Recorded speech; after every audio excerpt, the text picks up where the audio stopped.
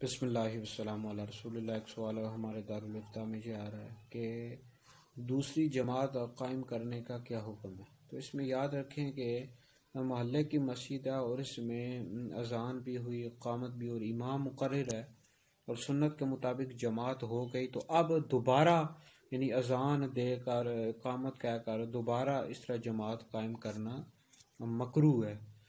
ہاں البتہ اگر اذان نہیں دے رہے تو پھر جماعت کروا سکتے ہیں، لیکن اس میں یہ یاد رکھیں، یہ نہیں ہے کہ کچھ لوگ یعنی امام کی کوئی ایسی کوئی مسئلہ نہیں ہے، کسی قسم کا نہیں، اپنی ذاتی بغض اور عناد کی وجہ سے اس کے پیچھے جماعت کے ساتھ نماز نہیں پڑھتے اور پھر آ کر دوبارہ قائم کر لیتے ہیں، تو اس طرح کرنے کی اجازت نہیں ہے۔ پھر تو سنت کے مطابق وہ پہلی جماعت ہے نا، اسی کے ساتھ پڑھنا ضروری ہے۔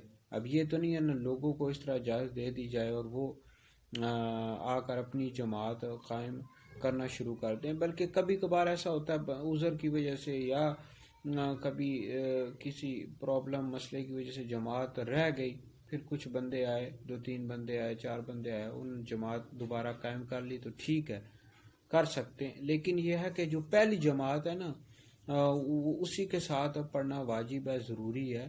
اب یہ نہیں ہے کہ ہر بندہ اپنی ایک روٹین بنا لے اور دوبارہ جماعت قائم کرنا شروع کر دے۔